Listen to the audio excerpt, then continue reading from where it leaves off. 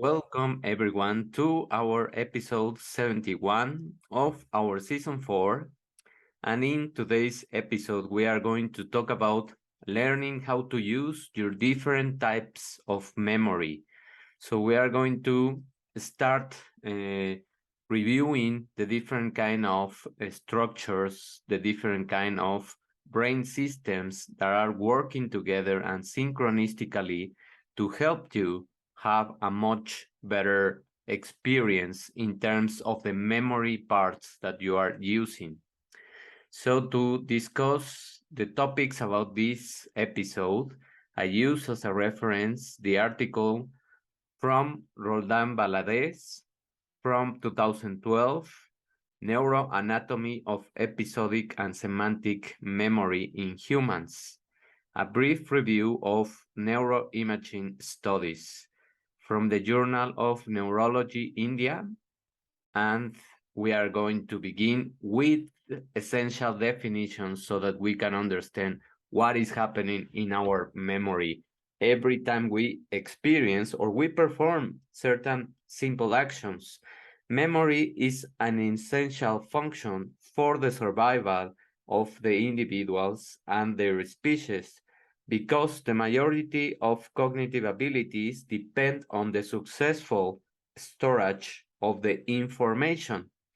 If we don't store properly the information that we need, then we wouldn't be able to perform certain very simple or trivial functions. Memory has been defined as the process of encoding, storing, consolidating, and retrieving information. It is an emergent process in our brain, resulting from complex interactions between the biochemistry of neurons and their electrical activity in specific anatomical structures. So it is not just the different structures, the different anatomy that you need for your memory to function. You also need the chemical signature, the biochemistry, the signaling mechanisms in order to properly assemble the symphony to help you remember the things that you need. Episodic memory, which we are going to call now EM, stores information regarding events and their context, such as what the event was and where and when it occurred. It is important for clinicians to know the structures involved in this kind of memory because EM allows individuals to remember who they are, their ideas, their thoughts, and feelings. Without the episodic memory, we cannot learn from the past. Can you imagine not learning from your past? That although many people do that, even though they have the properties to learn from the past. It also gives us our identity and individuality, and it is an elementary part of our consciousness. Episodic memory declines over the lifespan.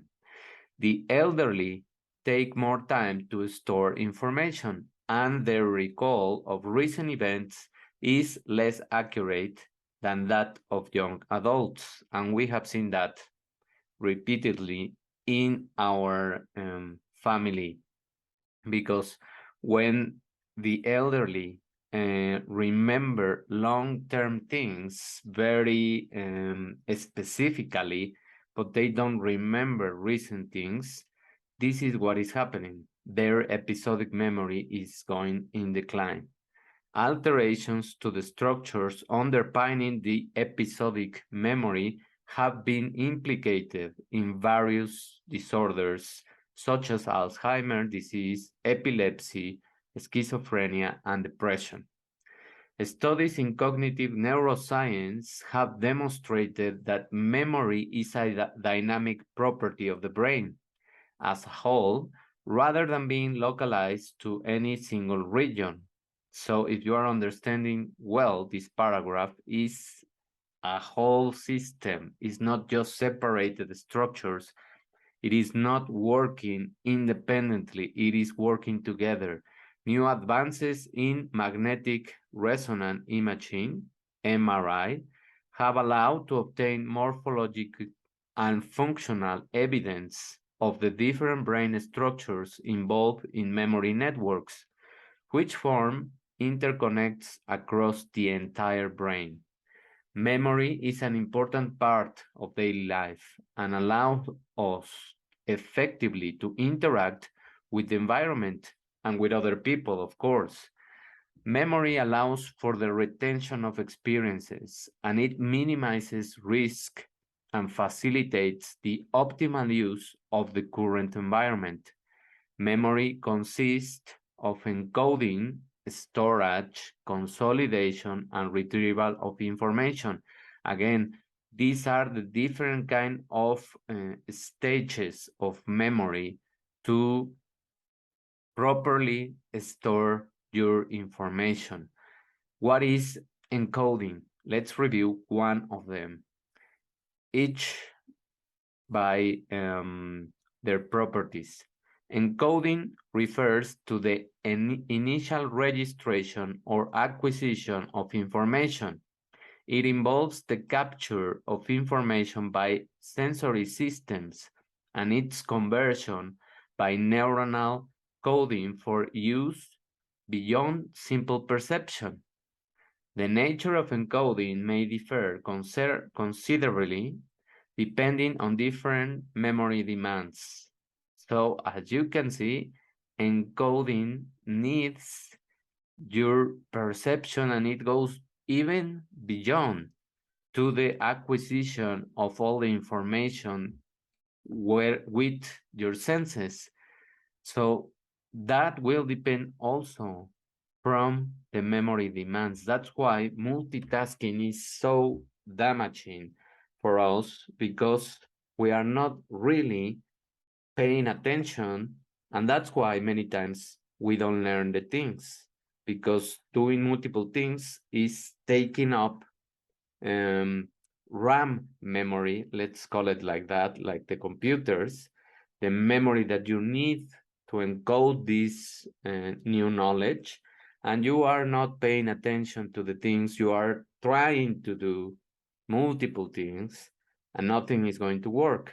And you are just going to complicate your life because you will have to repeat the lesson or the book or whatever you are trying to learn or whatever you are trying to do. And that's why also very simple task like using a new software or a new application is not understood or is not being able to be encoded in your system. What is storage? Storage is the creation of a relatively stable memory trace or record of knowledge in the brain. Such traces require neuronal networks that can engage in neuronal coding, which is the substrate of information storage and is evoked when we remember a specific information. So storage needs your stable memory trace and the record of the knowledge. So if you didn't do or if you didn't allow the first stage of encoding to properly take up the information, the storage is not going to be reliable. That's why we need to understand all of these stages of our memory so that we can improve and enhance our brain in terms of the learning experiences. Consolidation, this is the next stage, refers to slow physical processes which continue after perception that enable temporary changes in activity and synaptic strength to become long-lasting, and the later reactivation of neural activity to allow for the induction of long-term synaptic changes. So let's analyze this small paragraph.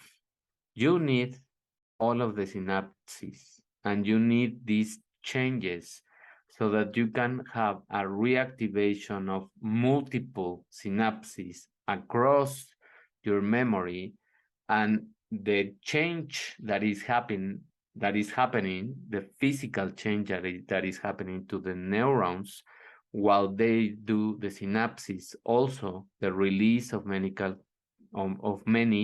chemical molecules.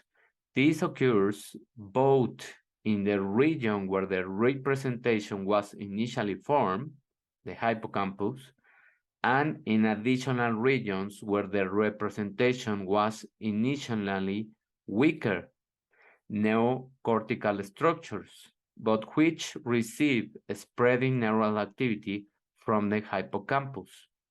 So once you take the encoding, once you retrieve the storage, you need to consolidate the memory. And this stage is also very, very important. And it's mostly allowed in your sleep.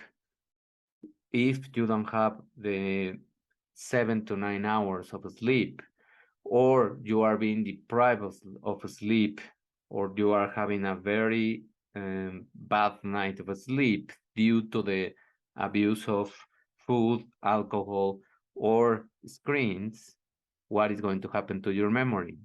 You won't have this consolidation stage. And at the next day, the information probably is not going to be in your system. Retrieval refers to accessing stored information. This is the next stage. It requires the reactivation of knowledge, and it is closely related to encoding. Any successful act of retrieval requires initial encoding and the persistence of information in the nervous system. That's why we have to repeat the things, and that's why it is much better for the learning experience to write down things, to make notes, to underline the things, whatever you think it's going to work for you to learn more, do it. Start discovering what allows you. Making images, making drawings of the information, or trying to make a diagram, all of those can be very helpful in terms of allowing all of these stages of your memory. Because these processes require the active connection of several brain structures, memory is not dependent on a single anatomic structure to which we can assign responsibility for an isolated memory process. Rather, there are multiple memory systems that shape a widely distributed network of cortical and subcortical brain regions with a specific neural behavior. So it is not just storing your information in one part of your brain. It is not using just one part of your brain.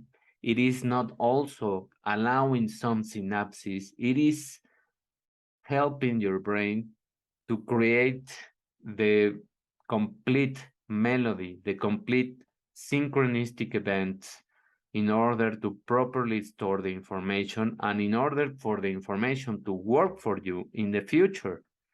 In the last few years, memory has been described as a network of connection whose function is primarily to facilitate the long-lasting persistence of learned environmental cues. Memory systems are formed by organizing elementary structures, which consist of a neural substrate and its behavioral and cognitive correlates. Some of these structures are engaged in other memory systems, and they have emerged at different stages of evolution and at different stages in the development of organisms. What are the classification of memory systems? And as you paid attention in the last paragraph, the evolution and the advancement of all life and technology and everything that has now become our current reality has also allowed us to change our memory systems. If you are more intuitive and more responsible of your learning process, you have learned that certain things of the modern life are not helping you to create the proper learning experiences.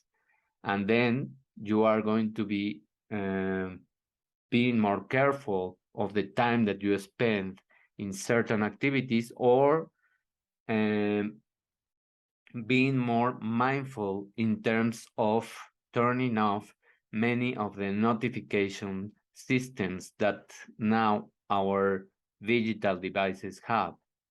That's why they are also trying to help us to create these new strategies and these new application systems that allow you to have certain periods of time to really pay attention, to really focus on what you are doing, and turning off all the notifications possible from your phones, because they are learning also that we are damaging our brain and our memory. So now let's go to the second stage of this learning lesson. Classifications of memory systems. What is this? We are going to classify now all of these systems in order to properly or to easily understand them. Memory has been classified into many subtypes depending on its persistence, the contents of its stored material, and the presence or not of consciousness during learning and memory. Pay attention to this: consciousness during learning and memory. So you have to be in this space, you have to be in this moment, in this activity. You don't have to be worrying about anything else, because you are not going to understand what I'm saying, or you are going to be distracted, or probably you will have a span of attention of 3 seconds, which is what mostly YouTube measures. 3 seconds. That's really ridiculous for a human being. In accordance with its persistence, memory was first separated into three sequential major systems: the sensory, so all of your senses, short-term and long-term memory systems. Sensory memory allows for the recording of sensations and their storage in cortical structures. Short-term memory was initially proposed as a precursor to long-term memory. However, it was later noted that not all information stored in short-term memory passes into the long-term stage or into the long-term memory. In fact, one kind of short-term memory refers to information used exclusively for executing or developing other complex cognitive processes. So your brain is so smart, and our bodies are so perfectly designed so that we don't really use all of our space. We don't need to store many things in our brain or in our memory. So certain things that we are just going to use right now are in the short-term space, and then they are going to be liberated, and you will have more space to store information of the next activities that you are going to do. Once you execute the actions, once you release the need of those things, then you have more free space. Isn't that amazing? Long-term memory has been divided by a researcher named Tulvin, based on whether the material is stored in the episodic memory or semantic memory. We are introducing a new concept. Episodic memory is defined as the recollections of previous experiences from one's personal past, especially if focus on events that constitute our autobiographic memory. Semantic memory refers to general knowledge of facts and concepts regarding the world. So, your episodic memory is more about your biography, your past, your experiences, personal experiences. Your semantic memory is more about the facts, the knowledge, and the concepts of the world, and that you are learning usually in the school. This knowledge is not located in a specific time or place, so it depends as how you use it. Based on the contents of their operating characteristics, the kinds of information they process, and the purpose they serve, all memory systems have been classified as declarative and non-declarative. What is this? Declarative memory refers to memories that can be consciously recalled, such as facts and events. It is divided into episodic and semantic memory. In contrast, non-declarative memory does not afford awareness of any memory content, but does require consciousness, and it includes procedural memory, priming, simple classical conditioning, and non-associative learning.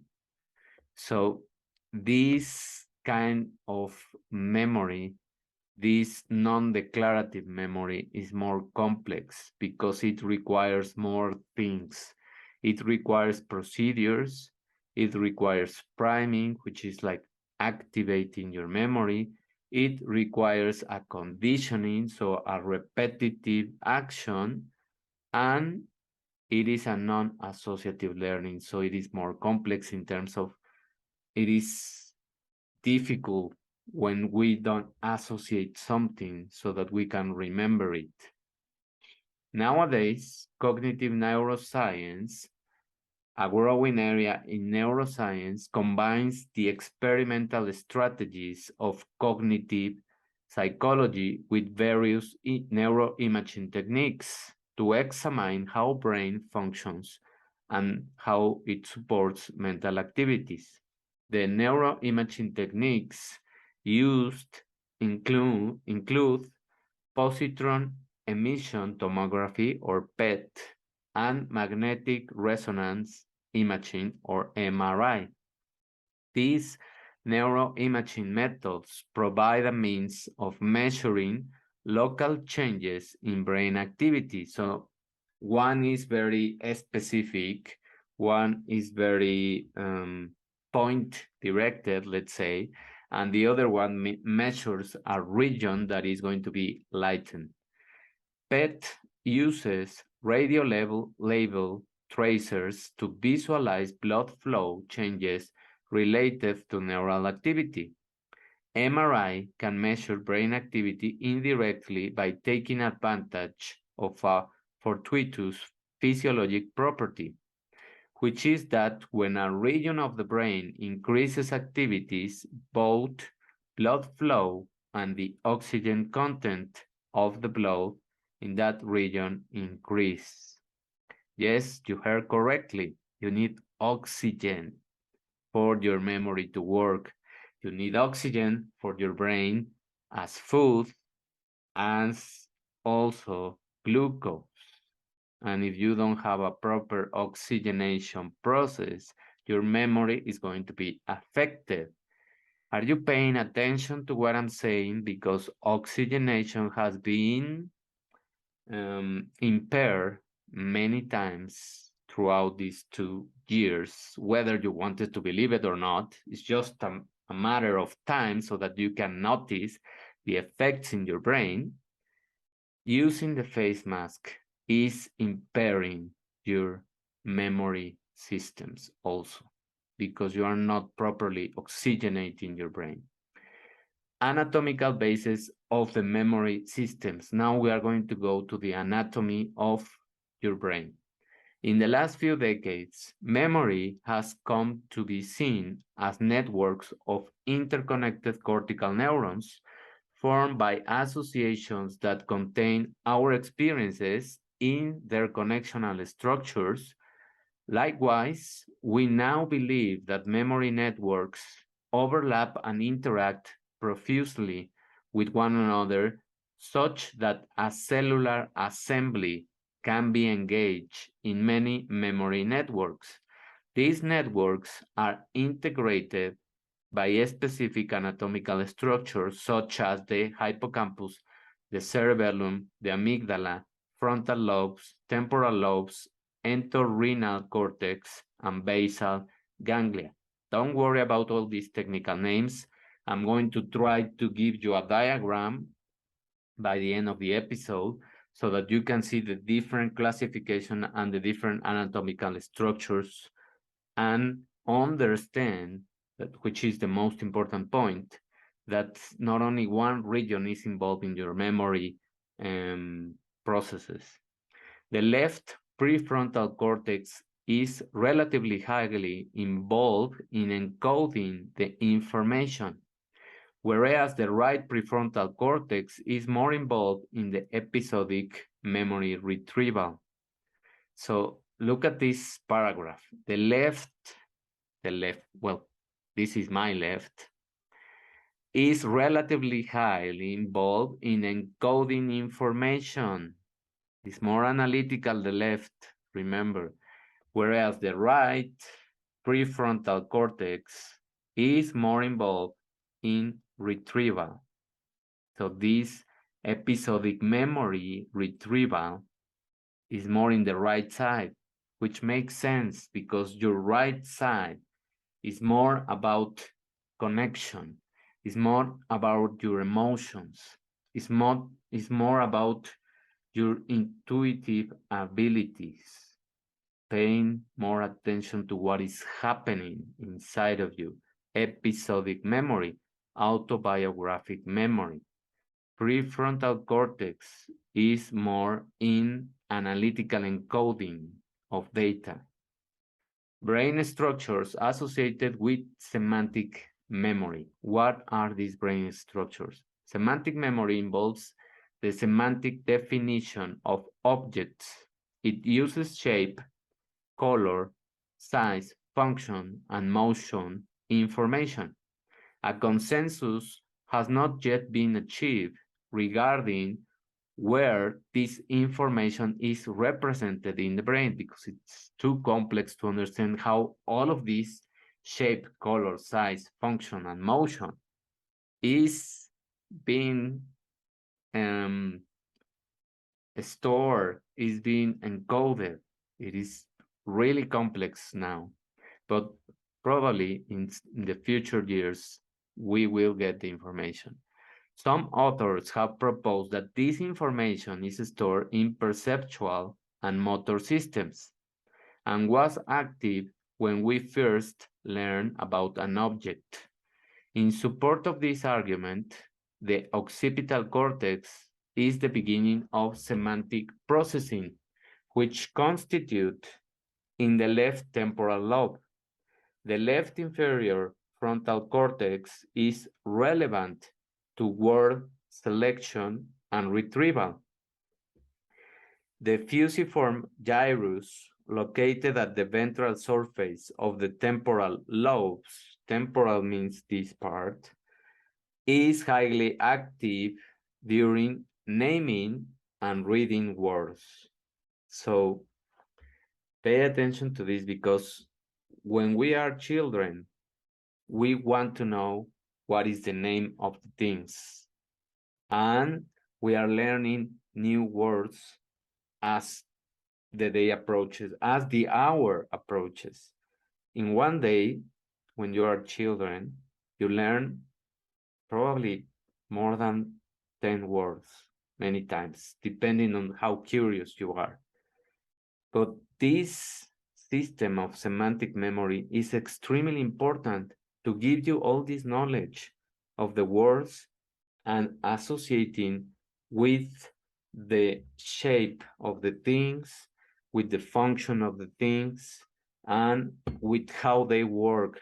That's why the more you explain to children how all of these things in the world work, because they don't know, the easier they are going to remember the function and remember what they have to do to make them work.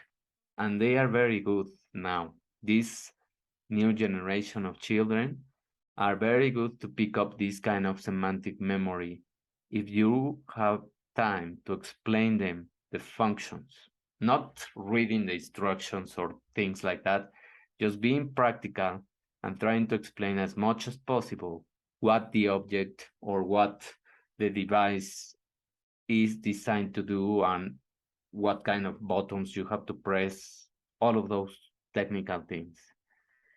Because episodic memory deals with where information was acquired, this subtype of declarative memory depends on the integrity of the medial temporal lobe. The hippocampus has a critical role in episodic memory because it contains place cells, head direction cells, and grid cells, which are involved in the representation and recollection of spatial locations. Your hippocampus is very important in terms of your spatial memory. And there is a very famous study that probably you have already listened of cab drivers in England, where they prove that their hippocampus is significantly bigger than the regular person, because these cab drivers have to learn a lot of information in terms of spatial locations. The hippocampus is surrounded and connected with the entorhinal, parahippocampal, and perineal cortices, and also with several subcortical and cortical structures. So now you have learned the anatomy, the systems, the classification of memory. So now you really appreciate all of the things that your brain is doing while learning something. So the more you can help your brain to do that, the easier your activities will be, and the easier also your retrieval of information is going to be. So what can you do to improve all of these regions? Sleeping well is extremely important for your memory. Exercising, because it helps with oxygenation, because it helps to release a lot of neurotransmitters and chemical substances that are going to improve and enhance your memory. And of course, your food, your eating behaviors. The more you eat sugary treats, processed foods, all of those things that we already know and have repeatedly said in different episodes, the more you are damaging your memory also. And one thing that I want to point out is the artificial sweeteners. They are really, really toxic in terms of your memory also, because they are designed to bias your sensors in terms of what is happening in the demands of glucose.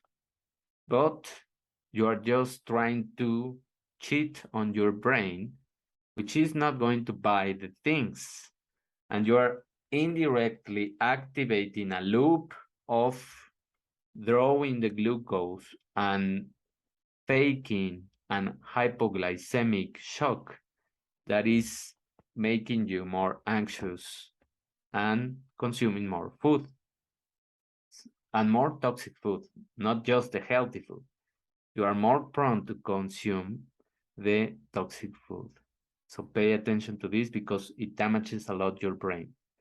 Purpose of an study. I'm going to talk to you about a very, very important study that they perform in terms of how our emotions and how certain neural techniques to relax, to allow peace in your day can help you to release some very traumatic experiences.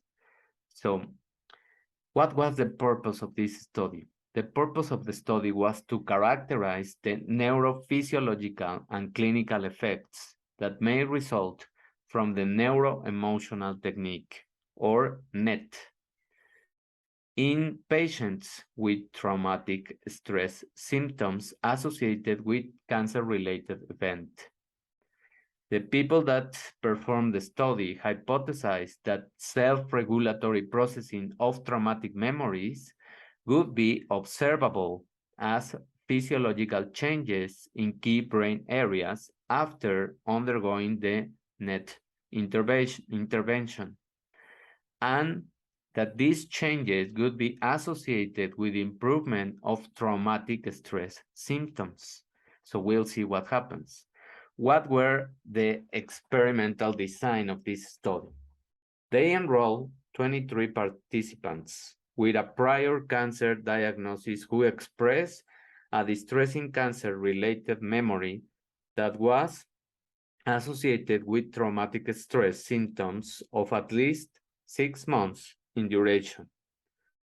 Participants were randomized to either the NET intervention or a wait list control condition to evaluate the primary outcome of neurophysiological effects. All participants receives functional magnetic resonance imaging. That's how they measure the activity in the brain. During the auditory presentation of both a neutral stimulus and a description of the specific traumatic event, so that's what happened. They narrated the neutral stimulus and they gave a description of the specific traumatic event, and at the same time they were measuring the activity of the brain through the functional MRI, or the magnetic resonance imaging. So what happened? Pre and post comparisons were performed between the traumatic and the neutral condition, within and between groups. Psychological measures included the impact of event scale, state trait lack of quality anxiety index, brief symptom inventory, and post-traumatic cognitions inventory. All of those scales were used. So what were the results? The initial fMRI scans in both groups show significant increases in the bilateral parahippocampus and brain stem after NET therapy. Reactivity in the parahippocampus, brainstem, anterior cingulate, and insula was significantly decreased during the traumatic stimulus. Likewise, participants receiving the NET intervention had significant reductions compared to the control group distress, as measured by the scales of Global Severity Index, the scale of anxiety, and traumatic stress, as measured by the scales of this episodic stress and post-traumatic cognition inventory. So what were the conclusions? The study had an initial step towards understanding the mechanistic features of this kind of NET intervention, which now can be applied in many hospitals, in many clinics, where they perform this kind of emotional technique. Specifically, brain regions involved with traumatic memories and distress, such as the brainstem, insula, anterior, cingulate gyrus, and parahippocampus, had significantly reduced activity after the NET intervention and were associated with clinical improvement of symptoms associated with distressing recollections. So this is very important, and I wanted to share this study because now we are linking the emotions the treating with therapy of episodic traumatic experiences to allow our brains and to allow all of those memories to dissolve. They are not going to go away. You are just going to detach the value of the emotion that is stored in that memory. It's like removing the painful part of the memory and allowing the recovery of your emotions. So that's why it's extremely important that you um, listen to this study. Now, as the season 4 has just begun, and we are changing the way I am teaching and helping you with this podcast, I am going to share the classification of the memory and the anatomy so that you can understand what is going to happen. Okay? So let's begin. What is happening here? This is the functional classification of memory systems, modified from these two authors. And the reference from the article that I mentioned at the beginning is here. What the memory is going to be divided, as we already said, in short-term memory and working memory. So remember that this working memory is only used while you are executing the functions, but you are releasing the space of this memory once you complete the action. That doesn't mean that you will have to learn again and again. Depends on the repetition that is going to be stored in a more suitable place. Now, this is the other extension, the long-term memory, or the other classification of the memory. Now we have two sub-branches of this long-term memory, the declarative memory, which is based on facts and is autobiographic from your life and is stored in the medial temporal lobe. The declarative memory of events, knowledge of the world, or semantic memory, is stored in the medial temporal lobe as well. Now, the non-declarative memory, the more complex, as you can see here, has a lot of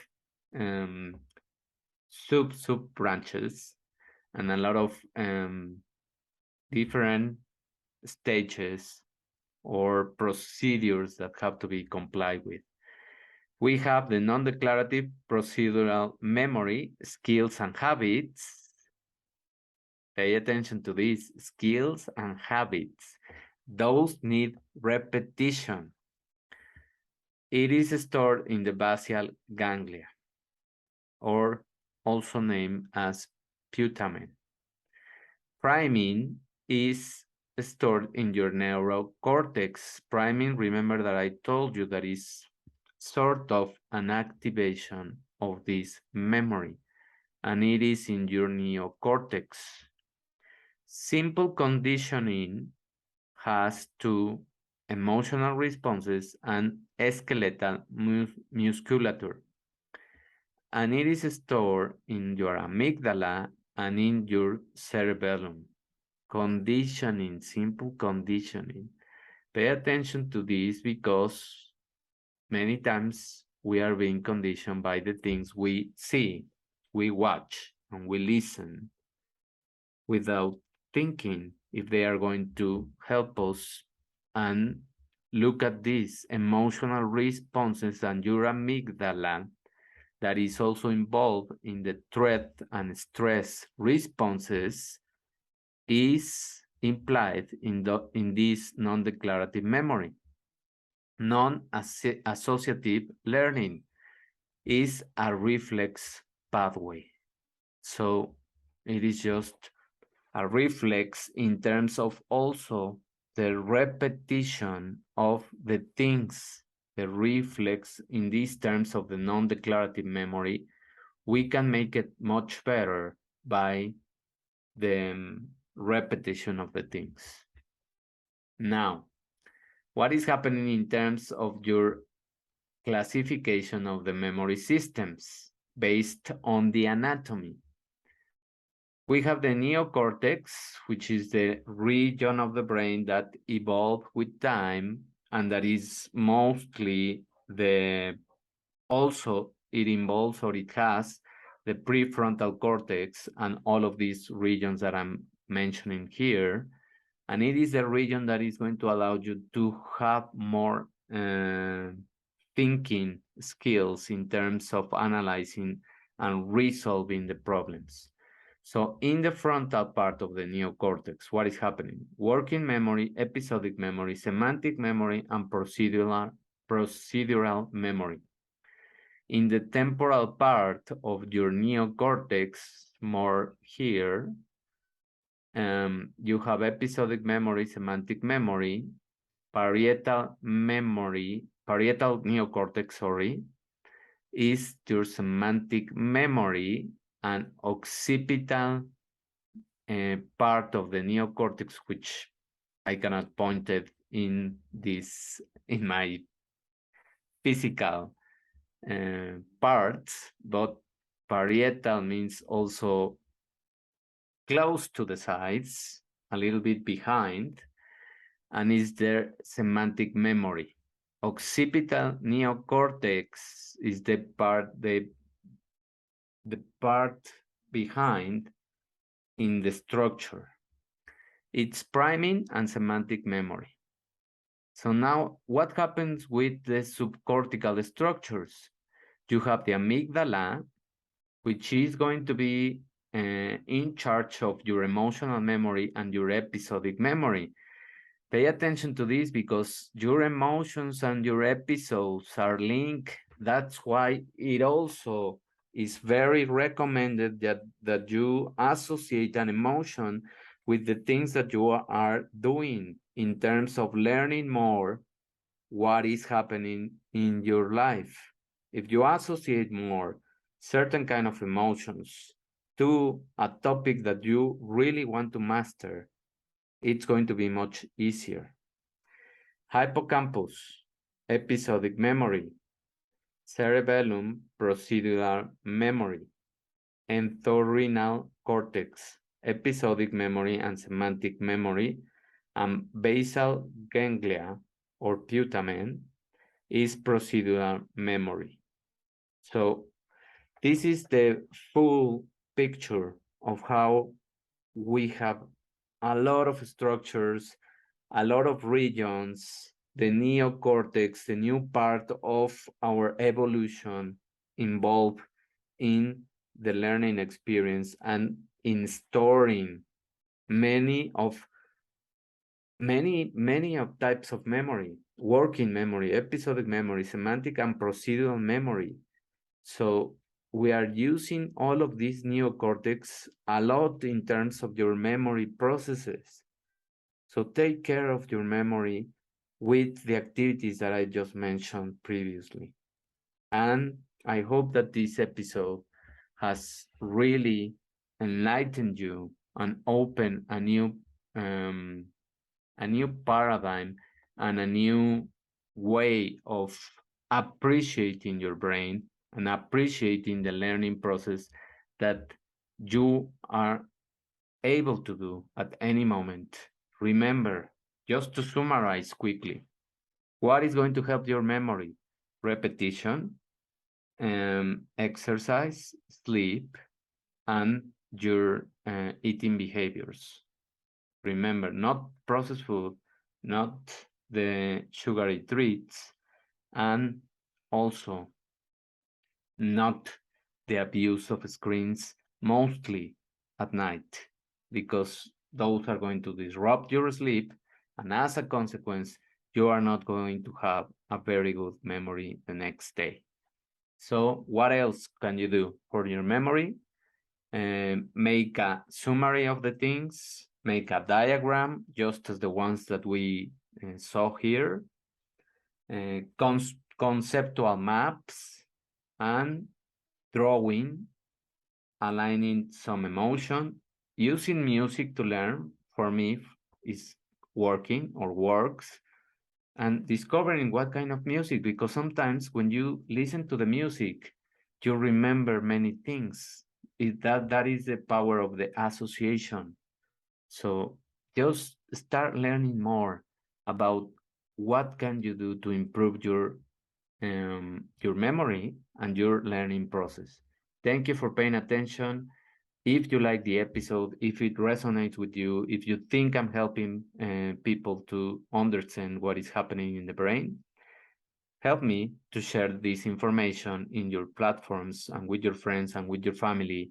And also leave comments, give me a like, whatever you can do to interact with this video, with this podcast, I am going to really appreciate. And if you are in the mood and you are resonating with the content, please give me a review in the Spotify or Apple or YouTube of the podcast. Thank you and have a wonderful day. Bye.